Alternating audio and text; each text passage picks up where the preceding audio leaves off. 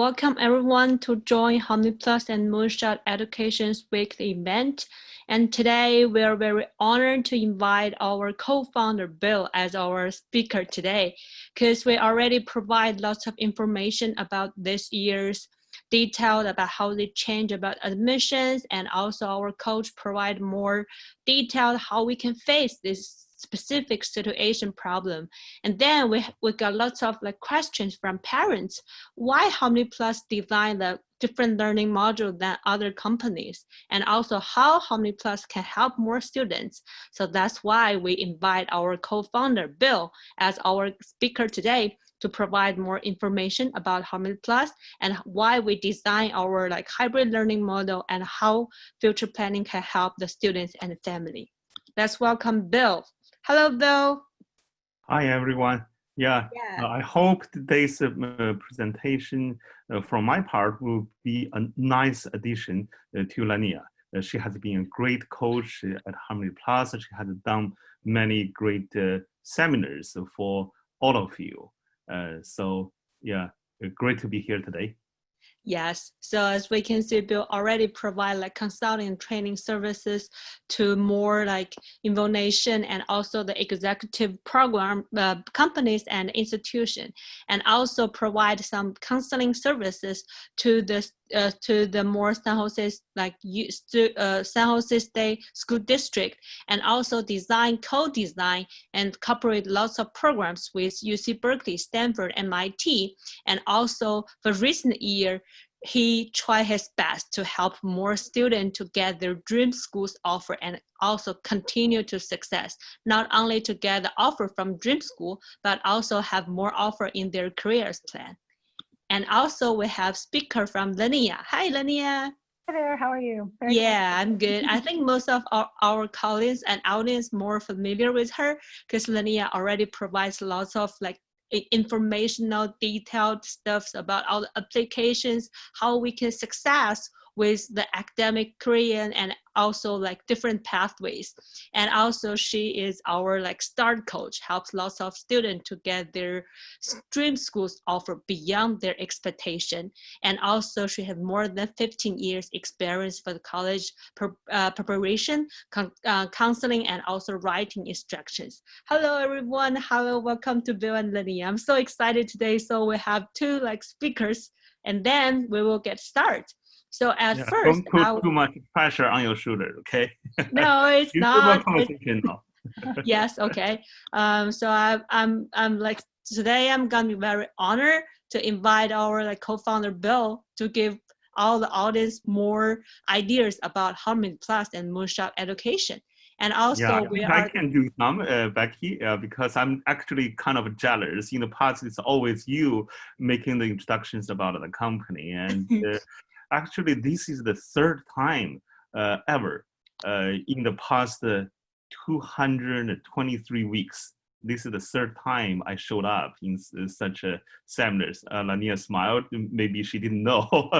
Yeah. Your founders always stand in the front line, but I trust the team. But this is the time because I'm jealous, and I also want to support, and I also want to share my version of the company introduction. Yes, I think all of the audience today, you guys already know we are the official partner of leading universities like UC Berkeley or Stanford or MIT. But that's just part of what we do. We are very small. We have only 30 people now in the team, but we have a big vision. And on this slide, you can see we expect in the coming 100 years, there will be at least, I should say, over 100 million learners, lifelong learners. They will be benefited from our hybrid learning model and ecosystem, so that most of them can become proactive, competitive, constructive, collaborative, global citizens. I think these are very important. I think this is also the first time for Lania to hear this from me. It is. And I think it's really exciting to hear the global citizens because, right now more than ever, we know how we're all connected. And so I think it's just the vision is really powerful for how I think of students today. Yeah, yes, and especially after the COVID-19, such a crisis, I think it's more important to emphasize our vision, which actually should be shared with everybody, especially our students. Yeah, and now I want, yes, some people may feel weird. Why? What's this about? Yes, because I think from the past event, Bill just shared like several times about 4S, but now I think this is the right time to share with like 100 Plus and Moonshot Education, the weekly event, to more audience as they know how we can like design the stuff, how we can help the students. Yeah, actually, this 4S framework, I used to apply these tools for company executives from Alibaba or from GE, from Vivo, Oppo, from such great companies. It's for company strategy and company strategy execution, no doubt. But we also help many individuals to apply this framework as well. At individual level, it works perfectly actually. If you are interested in how we helped, for example, Kevin to Stanford or Mars to UC Berkeley and even to get a job and even family business succession, or Uvela, how she succeeded in the past and how Julie became a star at UC Berkeley and such stories. Well, I would like to share in another meeting about 4S, but here I want to emphasize signals are very important. We need to find out something behind, then build up the strategy. And you will need a system support or build up the system together. Then it will be more likely you will achieve the success. Like COVID-19 these days is one of the signals. We can talk about this later when we discuss about the UCSCs or some SCs for other schools or colleges. Yes, so that's why I invited you as our speaker today, because to like this year's situation is pretty unique. And then all the universities, they change, they cancel some stuff, they add some stuff.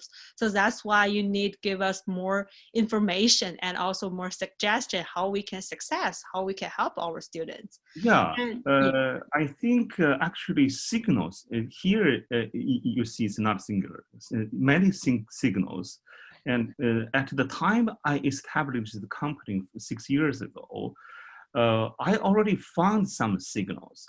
For example, big trend actually, not more than signals, about new immigrants, for example, and the Chinese community in this country. Completely different from 16 years ago or 10 years ago. Now the picture changed, the power changed, the new generation, they are looking for different things. And the new generation, they need a new system to support their future planning, to support their college prep, to support their career in longer term, and how they, as global citizens in the future, they can do better. That's why we tried very hard, our co-founders together, and also our board of directors, we sat down and developed the hybrid learning model, and through which we think we can help the younger generations better. And actually this page, I can talk about one day or even 2 days, no problem, only based on this slide. This is the time I want to emphasize more about education and service. Service here, we refer to our future planning service, including, but not limited to, the traditional college counseling. That's only a small part of it, because we need to understand broadly, strategically, then we can design better. Education here more refers to programs. We can help them together. Yeah, I think we can go to the next slide. yes. So yeah. I think you're like have like the signal is pretty like how to specific. As I know, due to the pandemic, lots of stuff changed online, so they got some problem. But from our students, they still like feel good in our like hybrid learning module. Oh yeah. I think that's something you asked very well, very good Yes. question. When we designed this, actually, we didn't expect COVID-19, or we didn't expect any disasters. But 6 years ago, actually even earlier, 10 years ago, we already launched and applied the hybrid learning model, online plus offline, synchronized plus asynchronized, academic plus practice. And we applied this for a decade already. And it worked, this model works pretty well and helped so many people. And back into the future planning part, I find 6 years ago in this country, I found the most companies or most organizations, they could only provide industrialized service. It's very standardized and regard every student as a product or a part on the production line. And students complained, oh, I'm just something treated not customized at all, and they don't treat me even as a student, as a person. So under our hybrid model, we changed the assumption, and we changed the way to operate to make everything more student-centered, not the traditional way. Whether in terms of teaching or coaching, it's more about, I want you to do this, you should do that. This is the order, because I'm more experienced, so you should listen to me. But the younger generation, they change it. They always ask why, and they want to understand why. And they want, from time to time, more frequent communications. That's why when we were helping students, and when we have been helping students under the hybrid model or the golden triangle you can see here on the right, we are lucky to have many great coaches like Lania. She has helped many students. But under this model, it's a teamwork, because we do believe with a team, we walk far, we go far, and we can help deeper. And we have to admit, whoever, even if you have a 15 years, 20 years, 30 years experience in guiding students for the traditional counseling model, we still have weakness, and we need a team to support. And our students have sing very high praise to Lania, and I appreciate so much. She graduated from Yale, such a great background, and she's very creative, great writer. But I know somebody like Becky, you used to help some students because you have a background in data science. Yes. So with such a combination, we can help STEM-oriented students better.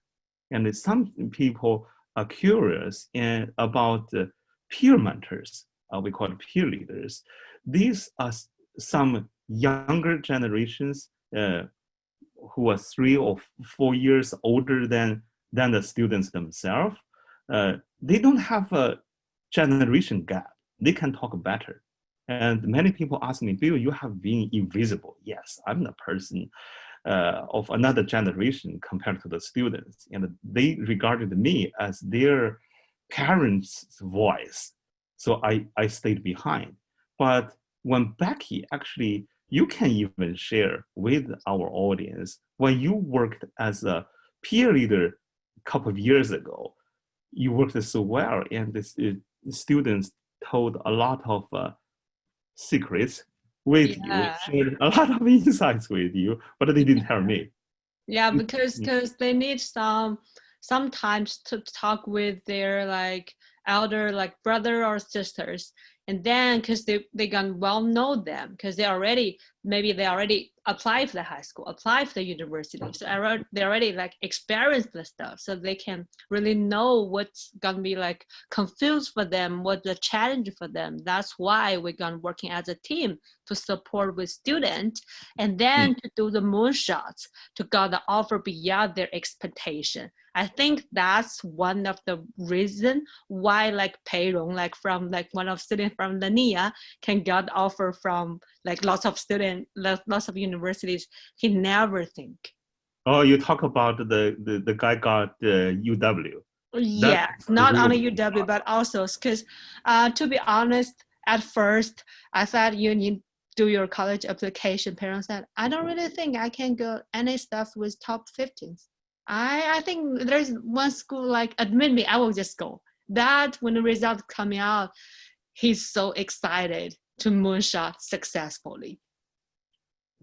Yeah, and moonshots is a term that I actually learned from native speakers like Lania, because you guys know better about this term.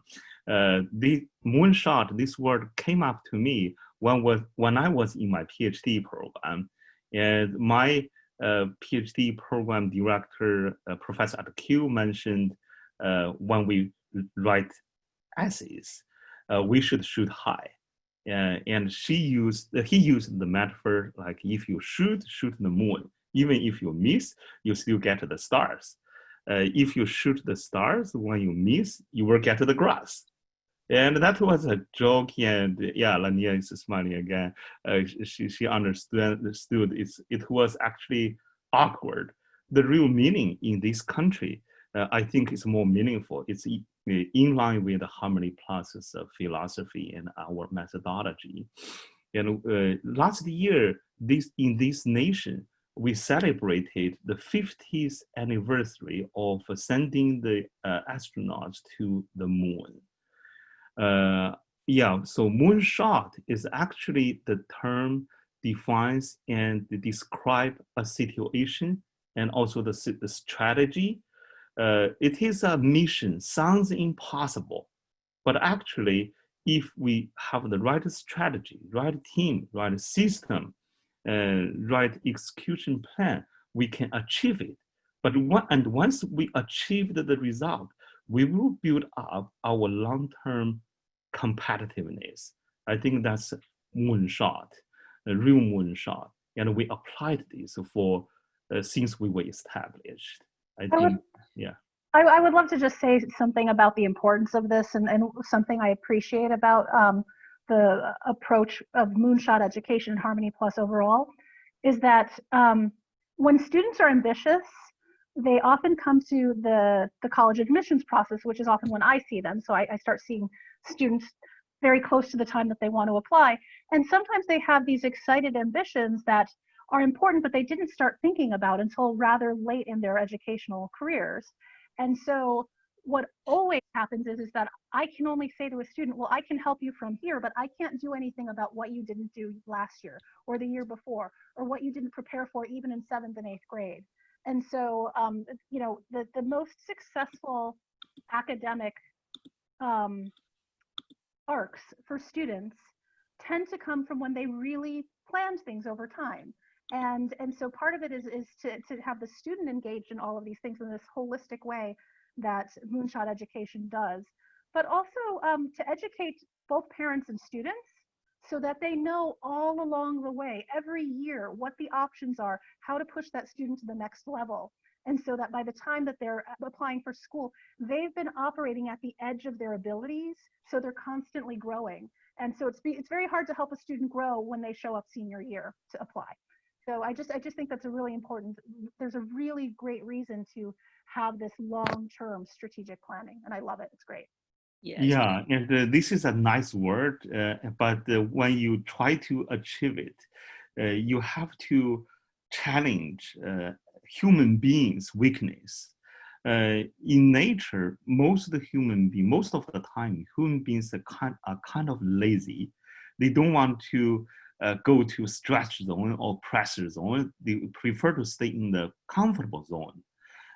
So when we are trying to do moonshot, actually we're challenging everybody. not just the students, even about the team. Sometimes we talk about experiences. I've heard many people with great experiences when they talk to students, or some students complained to us, because they approached other organizations. They said, "Oh, I was so disappointed because they are so experienced, so they blamed me that I should never think about Harvard. I should never think about other schools." We had a Moonshot story in the past. His name's Kevin, and he got into Stanford. Actually, before he talked to us, he had a contract with another company, which was bankrupt last year. And he was criticized for his low GPA, his no leadership positions in any organization. So he should never thought of USC because that's too much for him. He should consider schools beyond the top 50. So that's something we try to encourage to shoot the moon, because that's challenging even to the coaches, to the project managers, to the peer leaders, to everybody. So we should do that. How to do that is very important. We should put our love in the project. We should regard this student as our own kids or our brothers or younger sisters. I think that's very important.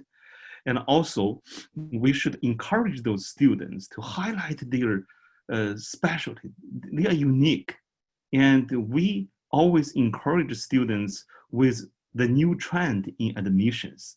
In the past, let's say 10 years ago, 15 years ago, most universities, top universities, they are looking for well-rounded students.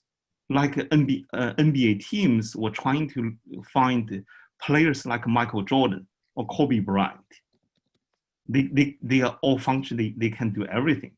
But nowadays, more and more schools are looking for unique players. They want to create a diversified team through unique players. Then a well-rounded community, a well-rounded team will be established. That's the new trend in admissions. So as the next step, we always try to help students to follow the 3T principle: to be excellent, to be relevant, and to be different. And to present these in their essays or in their letter of recommendations or even interviews. We can have a separate topics to go into details about these. Yes, and also how we can support our students. As Phil mentioned before, we have future planning, and also Coach Lenny, I can highly recommend you need play like how to say, plan earlier and get better results. And then we have several different programs to support our future planning. We have academic programs, and also we have the soft skills. We already got cooperated with lots of school districts about our future entrepreneur challenge. And also we have our professor research program. We invite lots of like top university professor to lead the programs with the students. And also due to this situation, we make these things online, so that's gonna make more like safety and more like efficiency. And also we don't stop about our actual curriculum about this coming year's applications. And also can I add one thing? Yeah. Yes. Go up to the previous slide. Yes, we actually created such a programs by demand. Actually following those 3T principles, we try to help different students to build up their profiles. For example, this is completely different from what we have, so we sell what we have. No, we try to help more students. For example, the data strategy research project is running very, very well, led by Professor Greg LeBlanc. He's a star professor from UC Berkeley. And those students, whether they are shooting for the business track or the tech track, STEM track, they can go in this program led by star professors from Berkeley. I think that's very good. And somebody wants to stand out in terms of leadership. So these students, especially girls, they want to stand out. and then they can follow Deborah Porcini for the future CEO program. And this year is so unique because of COVID-19. And how can they stand out? So Professor Costi is leading the global and the national public policy and the strategy research projects. And that's the opportunity for students to really do some meaningful research projects with such a star professors, and then come out with some results. Yeah. Then you will show you are excellent, you are relevant to the school or the majors you are going to apply, and you are unique. You are different from others. Yes, thank you, Bill. And then we will jump to our agenda for today. We will have general information about UCs because we're located at Silicon Valley, and most of student parents really really want to know more information about University of California. And also we need to know the current UC's admissions policies, and also the key points about UC's applications, how you can stand out, as Bill mentioned before. And also we will talk about UC's personal insights, because that is pretty different than the common apps or coalitions. I will provide some general information about the UCs. As we all know, they have several campuses, but they only use one applications. And also if you want to get offers from the UCLA, UC Berkeley, or UC San Diego, that's gonna be more competitive than before. And also the tuitions is pretty friendly to our city residents. So that's gonna be really the top public university choices of us. And also they have good rankings. I think most of our audience already know that. So I would just really jump this to pretty quickly. And then we will have some admission results from last year. As we can see, from the UC Berkeley and UCLA and UC San Diego, they become more and more competitive because we have the partnership with Berkeley, because we know more admission trends in recent years. And then we will provide more information later to all of the audience to help you guys can be successful when you do your UC applications. Yeah, I think this part I also want to emphasize because I work closely with UC Berkeley, so I have some inside information. But some we can talk confidentially, one-on-one. But one thing I want to emphasize today is about the competitive level this year. One figure I want to share with everybody. Do you guys know, due to COVID-19, how many people are now unemployed in California? Sit well. 3.8 million people are unemployed in California. In this country, 41 million people are unemployed, according to the statistics. That means, especially in California, this year, there will be more people applying to UCs. Yeah, that's true. Yeah, Becky, you just mentioned about the cost-effective part. It's very favorable. I think $14,000 per year, something. That's 1/3 of international students or out-of-state students. Yes, that's a very big advantage. So you will see, we can even predict this year, next year when we see the figure again, the admission rate for UCLA, for UC Berkeley, for UC Santa Barbara, UCI, UCSD, all these ones, they will drop further. Yes. So be ready. And another reason we are emphasizing the UC applications, UC essays today, because I heard somebody talk to me, hey, why are you guys talking about UCs now? The deadline is November 30th. Long way ago, and you should focus on PS, you should focus on other schools, other EAs. I said, no, this is the best time to study about UCs and build up the strategy, because UC system requires the students to select 4 topics out of 8. Yeah. Yes. And then from this part, we can see from this pie chart, we have essays, we have activities, we have test score, we have GPAs. But for this year's, like I think Linnea is more familiar with this part. Most of schools, they change pass, no pass. And then they said, okay, the test, the standard test, it doesn't matter for this year. If you take it, that's good. If not, we will not really consider about this part. So that means your essays and your activities got more important, as Bill mentioned before, how we can choose like 8 out of 4, or how we can do our activity parts more like stand out from this summer. So Linnea, do you have any ideas about this part? Yeah, I mean, the one thing I just want to say in relation to what Bill just mentioned about many more people applying, that we can predict that because it's more accessible and economic for people to go to a UC. Because the UCs are also waiving the standardized test requirements, even though you can still submit them, they're no longer required. I would assume, I think it's predictable that many more students will apply to even more competitive UCs than they have in the past. So I just think across the board, there are so many factors that are going to make it very competitive. So that's something just to be aware of.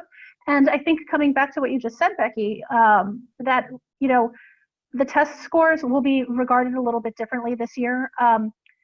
Juniors who may have expected to have their second semester grades help their GPAs, but then all of a sudden we're taking pass, no pass classes, may not have letter grades that they were expecting to have. And so now their GPA is going to be calculated by their sophomore year and half of junior year for many people.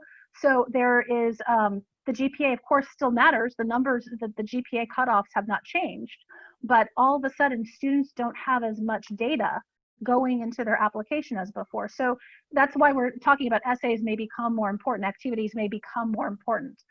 We want to really, you know, not lean back because of COVID-19 and because students might be home over the summer. There are still lots of online opportunities, even if you're not going somewhere, to really fill out those activities that you would normally have over the summer. So it's really to make the most of what you will have and what you can change between now and the time of application. Yeah, and I think it's also very important for our audience to understand. On this photo, you can see GPA, test scores, activities, and essays. The first thing I want to remind is the percentage will change. It will change dramatically, and maybe there will be something added. It can be interviews. I will talk about it later, but about the activity part, I want to emphasize. Most people think about activities. Yes, in the application system, your kids or the students have to present what activities you have participated. But more importantly, the admission officers do not just want to see what you have done, but they want to find out what you have achieved and what makes you so outstanding. And they want to see some soft skills. They want to see from the essays, actually, see how you are so unique in terms of social responsibility, for example, how strong your leadership is, how about your team spirit, how about your critical thinking, your creativity. So all these things matter a lot, at least much more than before. And about interview, I want to remind our audiences and emphasize as well. If you go to some a website or even the UC website, they don't see, and you ask some experienced people, they will say, oh, UCs never require interviews.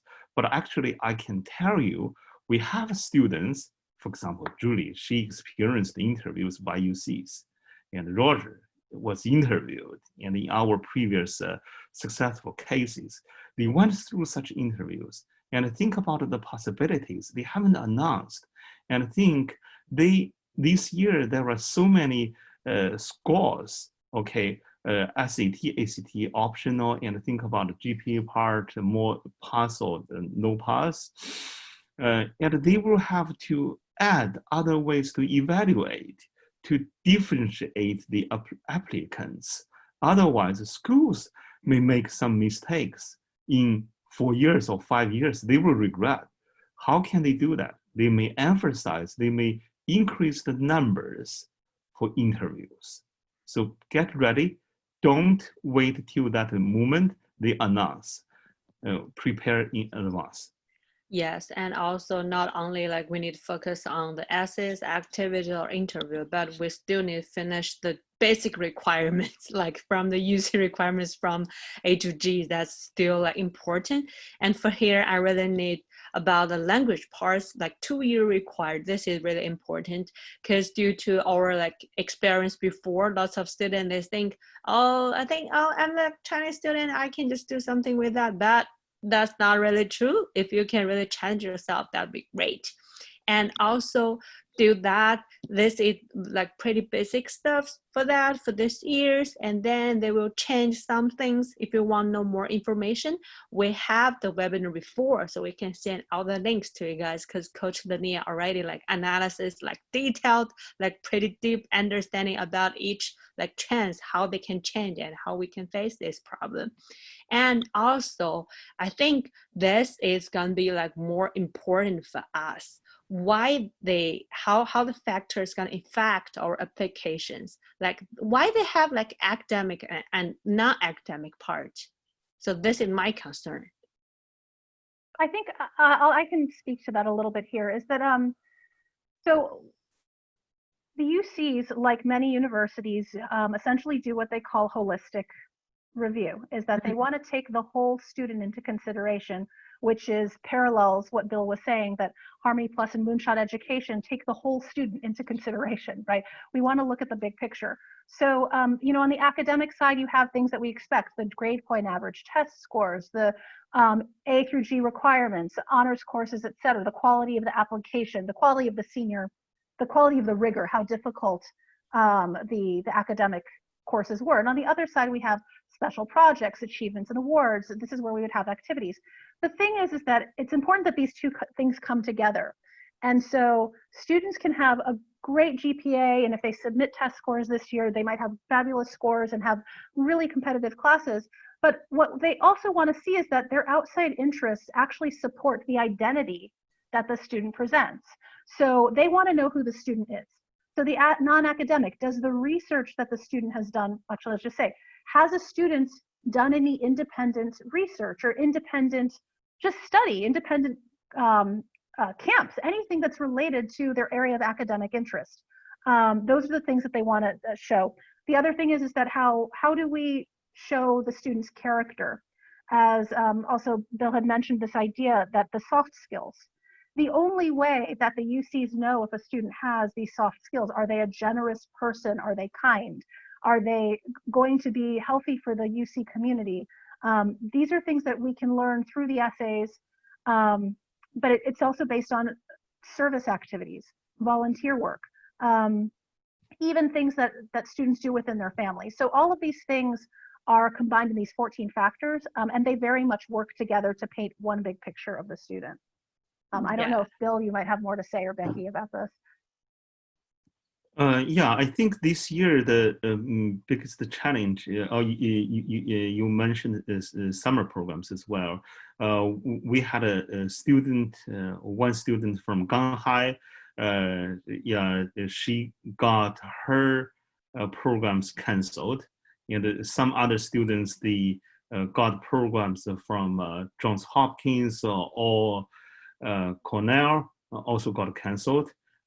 So how can they prove they are still doing some challenging academic programs during the summer? Yes, I think we can help them just to. I think we need to find their interest, and then we can have different like online research program, and then Harmony Plus can help them to get like a better approach for their summer program part and make like how to outstanding for the applications. Yes, as we all know, like different colleges have different admit rate, And then we help some students to get their like offers. We use some like strategy about undecided, like one of our student name called Peirong. Because that's why we use some like strategy to help him to get lots of like dream schools offers. As we can see, like we have like letter and science colleges, we have engineering, like we have theater, and we have arts, we have music, we have nursing, and different colleges can have different admit rates. And Lania, how do you think about like how we can like emphasize our like strategies when they do the UC's applications? Yes, so this is pretty important. I think the first thing to know when we look at this page is that the admit rates differ from the type of schools. Letters and science contains everything from psychology to history to anthropology. There's everything to English.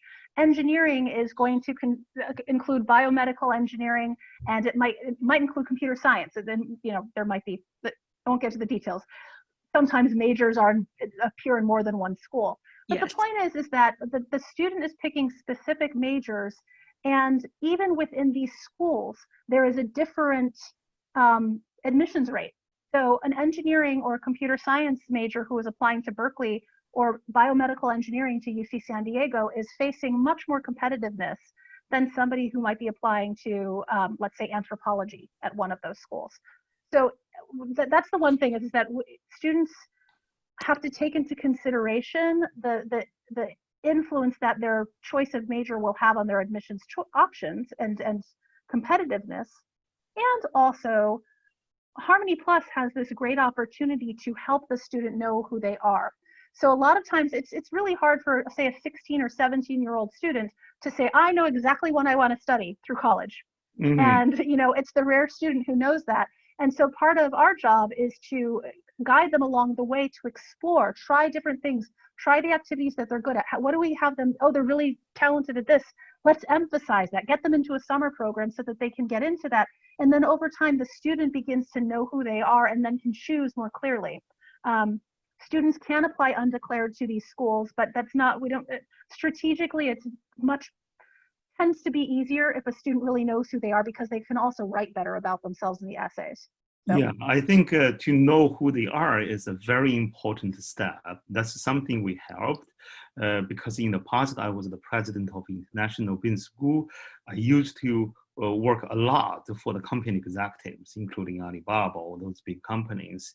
When we worked with them, we had a lot of tools, actually, something similar to MBTI we are applying, and we use those tools for the students. We help them, especially the high schoolers, to find out who they are, what are their real interests from bottom of their hearts, because sometimes they get confused, they don't know. Yesterday, I spent nearly 2 hours with a family because their son, Aiden, just finished the assessment. And there was a 21-page report. I interpreted to them, and I even found out, I could tell, I've never met that boy before, but from the report, I could tell the boy struggled a little bit, but the lucky part is he showed his trend already. He's in favor of something, and it's actually a unique boy, and he's flexible. He can get into a new environment very quickly. And he's a STEM-oriented boy, but also with a very high artistic index. Interesting. That's a good combination, and we can help them to get into right majors, actually declare. Here is a trick I want to remind people, because I heard many times many students were put into wrong positions. And last year, there was a customer came up to me, complained, because that student was helped by a counselor in Beijing. American-born Chinese lives in Beijing. Although that student actually studied in America, she graduated from the #1 boarding school in Ohio State. And her SAT was 1570, almost perfect. And she's a straight A student. Her dream school, her dream place was NYU Stern. And she applied ED1, early decision, the first round. That's But- kind of like incredible chance to get it. Yeah, Right. but the problem was her counselor strongly suggested her to apply to lateral science, undecided, because the counselor thought then she could be admitted, and then he could get bonus earlier from the parents. That's wrong. Actually, for the ED1, the chance to be admitted to even the Stern school is 3 times higher than the RD round, the regular decision round. That's wrong strategy. And because I say it's not about love, obviously love was not put in that case. So the student asked us to help for transfer. That's a special case. When we analyzed her case, she actually had a lot of stories to highlight, to show she's not only competitive among all the applicants for Stern, but also she's unique. She could create something different for Stern. I think this is actually very important. And showing on this page for UCLA, we had our student Richard in engineering, and he's studying chemical engineering. Yeah, I think this, yes, only 10% rate. But if somebody apply for another major, let's say music, yes, he is also a very good musician, young musician as well. Can he transfer from music to engineering? That's pretty hard. That's gonna be pretty Yeah, some people said, okay, let me go to UC Berkeley first. Let me declare to sociology. Then I transfer to computer science, EECF. No, yes. all has no. So many tricks, be careful. So we try to give transparent information to the audience, to everybody.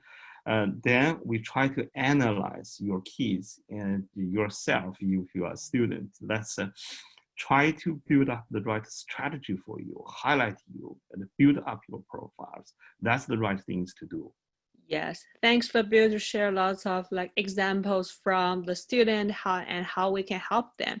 And then most of parents and students, they really want to know more things about UC Access because we only have around 30 minutes or 15 minutes left. So we really need to jump to that part. So if the parents want to know more information, we can have another webinar to provide more example how we can help students to be success.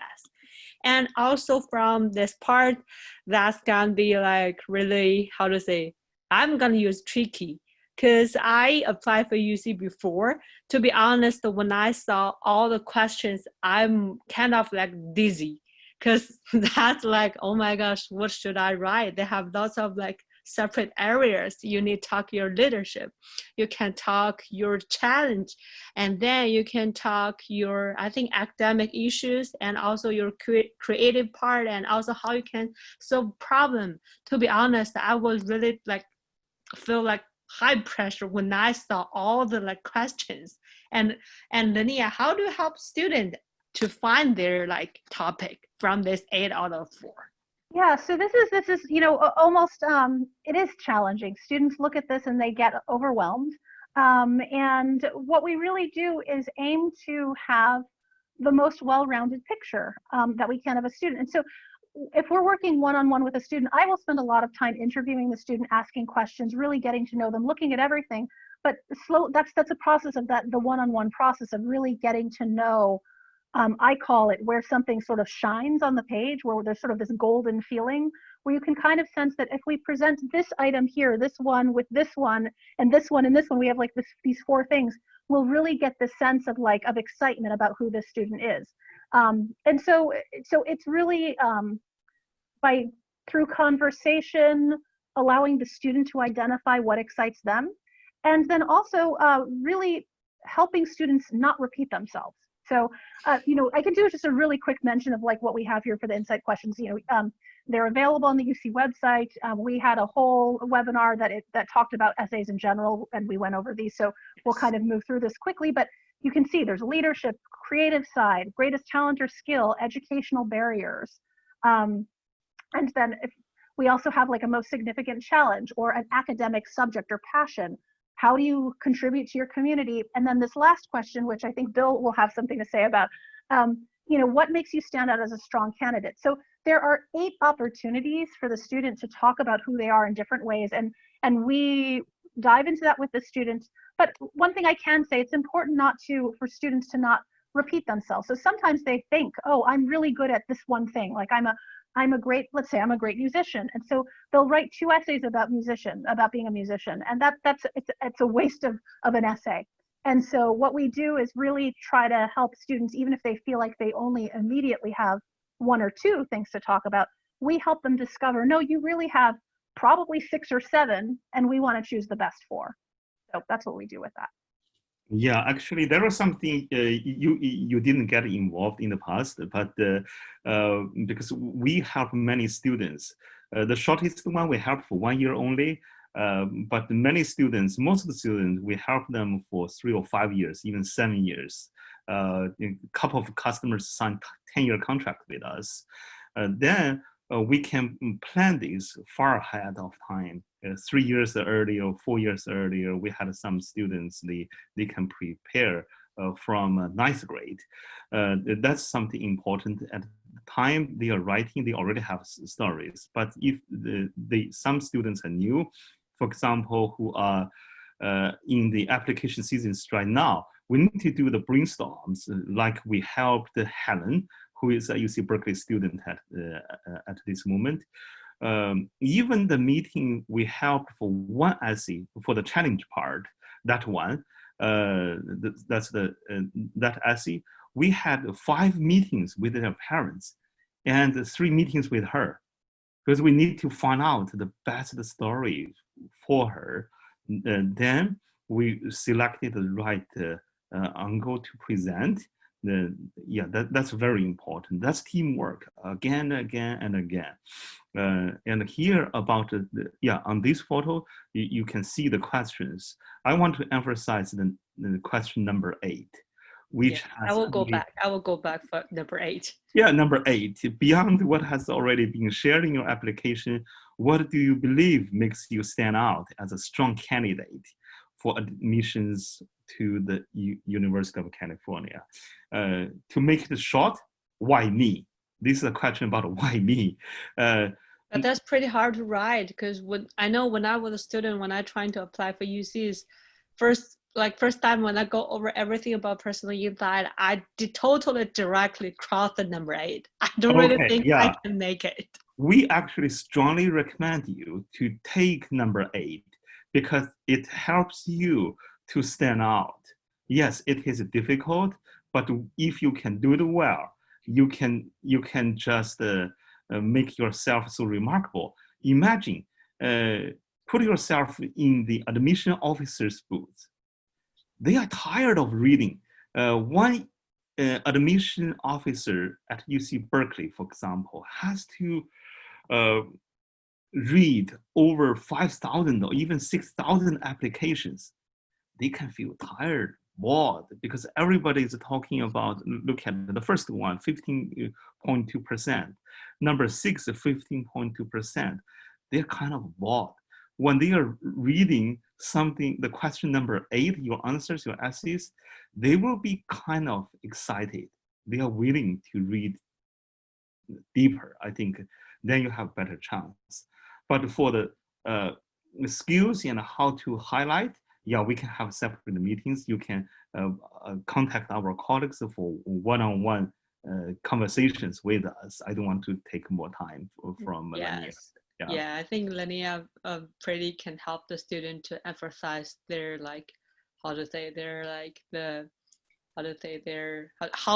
how why me, how I can how we can stand out. I think that's pretty important. And And then here is just several like things about how use this assets you need to do and how use this as you don't. We already have the separate webinar like pretty like detailed. I think we can send the links through the like chat group so you guys can go over with that. And also like I think the most important we need to mention here is every asset is around 350 words. That's gonna be pretty hard. As our student from payroll, he just shared yesterday. He said, that's gonna be easy. I can write essays around 600 or 700, but that's gonna be like pretty hard to make everything only in the 350 words. So like Linnea, can you like give us some like example how you can help payroll to do the number 8 questions about UCs? Part of it was to really find, first of all, what's the unique story? That question is a why me? Yes. And I also think of it as a why me with the University of California.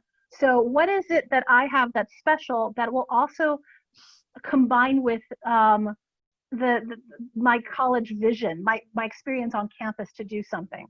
So I feel like, with Peirong and with other students, my goal is often with that particular question and in general is to say, where do they show how they're going to contribute to the community at school going forward, not locally, like not volunteer work at home at their high school, but what's that special thing about them that makes them the student that the UCs are afraid to say no to, where they're going to feel like, oh, we really want that student on our campus.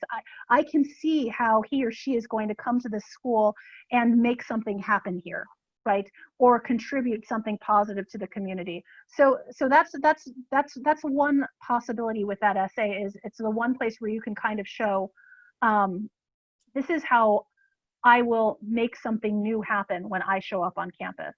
And so that's one thing. And I think the other thing is really to have students spend some time being able to write freely on different topics, and just give them, to start with, like you mentioned, brainstorming, to allow them to write fairly freely, just to see what comes out about themselves. And then we take time to help them carve it back, like sculpture, right? So yes.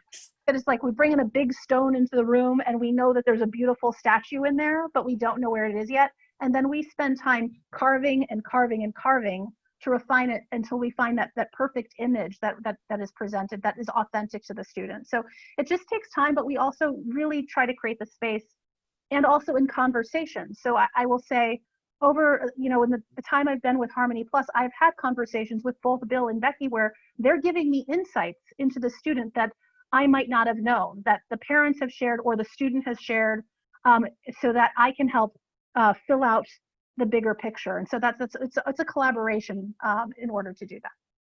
Yes. Actually, if you used a good metaphor when we talk about a payroll, it was a big rock, very big. Actually, his father flew to Bay Area last year to sit down and had a one-day discussion with us. Yes.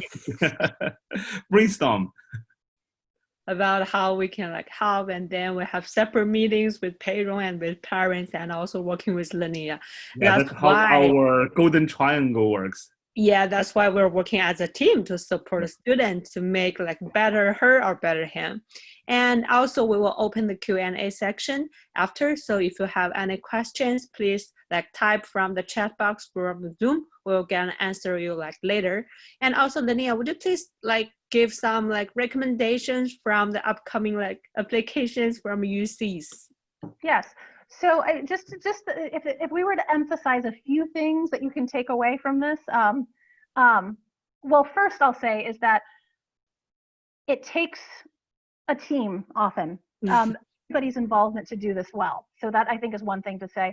And the longer the process, the more opportunity we and the student have and the family has to really make that student shine and get every opportunity along the way to build who they are. So I think that's the one thing, is this long-term, bigger picture approach is really important. More specifically for the applications, the UCs are great because you have one campus and nine campuses and one application. Yes. So there is a range of schools. You can apply to the most competitive school there, Berkeley, and you can apply to a less competitive school, say UC Riverside or Merced even, and have a range from competitive to something that's a little safer, right? A little. A little, exactly. These are very competitive. I don't call those safety schools ever in general. Yes. You can also emphasize choosing the major carefully because acceptance rates vary across majors, which also means taking the time to get to know what major is a right fit. And then really encouraging students right now to take advantage of summer opportunities. There are online and offline activities, camps, internships, volunteering, self-study projects. Admissions offices across the board want to see that students can still stay engaged. And so even if everything has changed and a camp has been shut down, we really, some students, I've seen this where they're all of a sudden playing video games a lot at home. And so part of our job is to encourage them, yes, you're home a lot, but you know what, let's still stay engaged in developing yourself and growing over the summer so that you have more to present yourself because other things are going to be de-emphasized. And the last thing is putting maximum effort into those essays to highlight your unique strengths. The essays are the only opportunity you have in that application to tell first person who you are. So it's really important. So with these things, we really do feel that students are at a tremendous advantage in the application process. Yes, thank you, Linnea. And then I will just share more information how you can connect us. If you have any specific questions, please connect with us. And then we will open the Q&A section to the audience from Zoom. So you can just chat with us through the chat box. Let us know if you have any questions about this year's application or how we can help your kids from 9th grade, 10th grade, 11th grade to get a better result to do the Moonshot. Yeah, so we are open for questions. I hope you are the next Moonshot. Yes.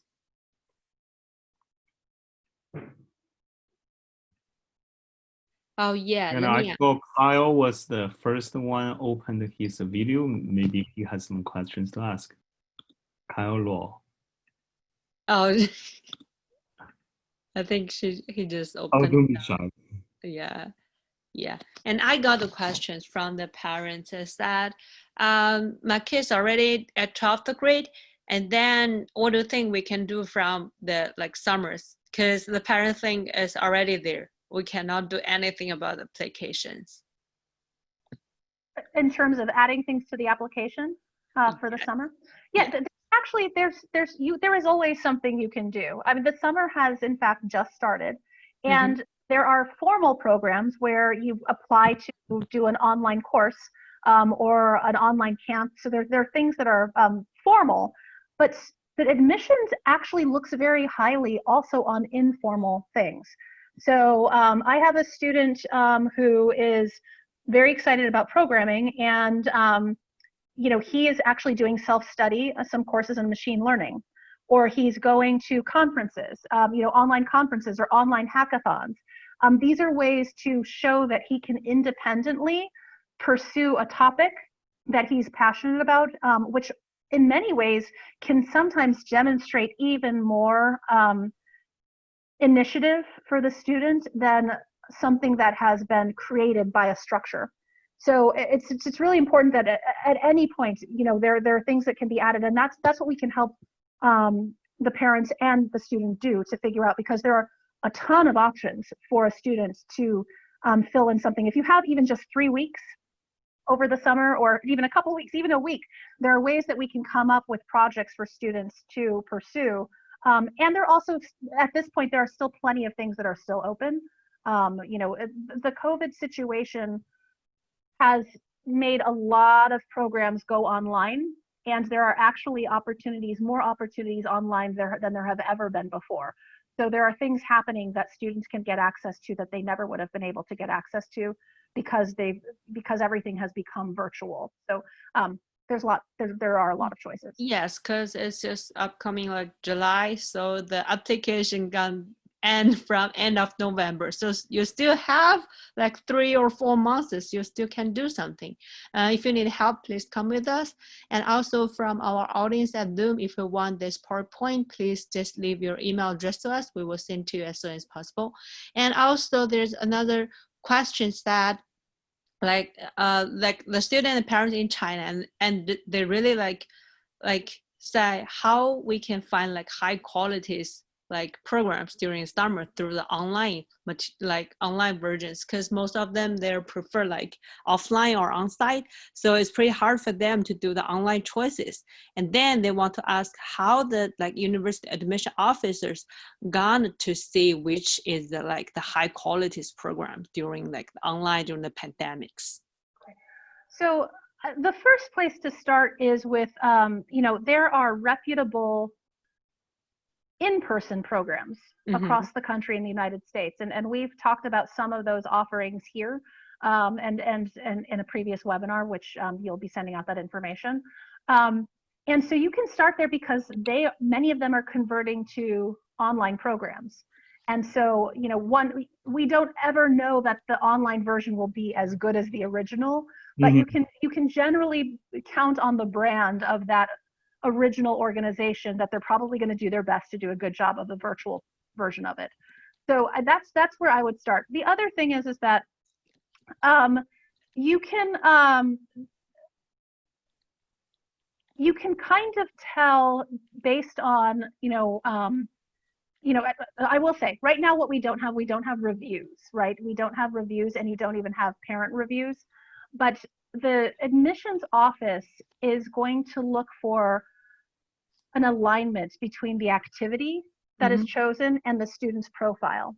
And they certainly will be able to consider ones that are really well known. If somebody goes to an online program that's offered by Brown University, then they know what to think of that. But they also will appreciate if somebody said, I decided to do this data analysis research project that was a combined like group community data source, data learning community. They might say, well, they can look it up, first of all. they're able to look these things up. But second, they might basically say that this is really interesting. The student made an effort to try this, and we assume that the student actually got some benefit from it. So we can't necessarily say exactly how the admissions is going to weigh the many online offerings, but they're able to see whether or not what the student pursued matches what it is that they are presenting about themselves. Yeah, okay. I also have something to add. When you talk about the quality, I think it's very important for every student or their parents to consider. Quality matters. Quality doesn't mean just the name of the university. There are actually many low quality programs by top universities, or some people just borrow or steal the names. You need to find out whether they are real ones or fake ones, but even they are by universities, many of them, they don't know how to do it online. We have been online since we were established, and we applied the hybrid learning model, online plus offline. And you need to understand, at least you should ask questions from the program coordinator, providers, how they manage the program, how they redefine the process, how they define the learning journey. That's very important. Otherwise, if somebody only talks and no interactions, that would be terrible. And we apply, for example, the flipped classroom concept or mastery-based learning, the hybrid learning model. This is a very, very important. And another part is about how to stand out. Let's say we have one program called Future Entrepreneur Challenge. It is very popular, and this is based on what Harmony Plus have done with UC Berkeley Haas School of Business in the past 6 years. We run the customized BBA program, Berkeley Haas, Berkeley Business Academy for Youth program for 5 years. But the demand is huge. So many students are asking, especially this year, how can we do it? So we have the online version, but it's called Future Entrepreneur Challenge. And we also have different designs to be delivered by practitioners from successful entrepreneurs or investors. And this helps you to stand out. And you should consider, especially for those who are more STEM oriented, I have seen a common mistakes from thousands of STEM students. They only go for STEM programs. It doesn't help you that much. And we have a student, her mom asked me and showed me the confusions because another organization suggested her daughter to take an AP course, which can help the student to increase her GPA by 0.03 in GPA if she can get an A from this new course. What is the marginal contribution from that course? And to show that the girl is so academic, is so nerdy, that's the wrong strategy. That doesn't really help. And how about her leadership? How about her social responsibilities? How about her creativity? How is she putting her ideas into actions? That matters. That will help her to stand out. I think this is something to share with you guys, something to rethink. Yes. And also we have other questions about the standard test. It asks us like, what does it really mean? SAT is accepted but not required in admission officer's eyes.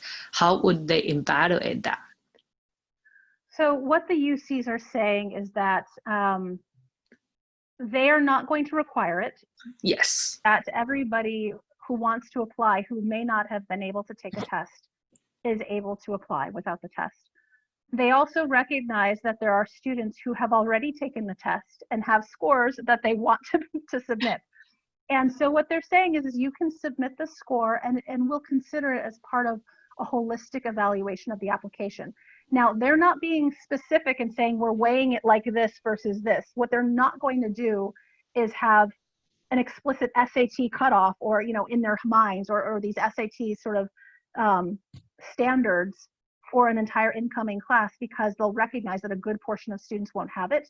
But if you think about it as like another activity, it'll be like one other point of consideration that they will use to evaluate your academic strengths in the program. But you could think of it as like one of the many other additional things that you could have that is no longer standard. If people have a bunch of different activities, everybody's are different. So the SAT will fall into that category of varying things that are consistent. All right. Thank you, Linnea. Thanks, Bill. I think time is up. So if you have any questions, you still can leave with us. We will be assist with you as soon as possible. And then thanks to attending this week's webinar. And then we will still have others from next week. All right. See you next week, guys. Bye.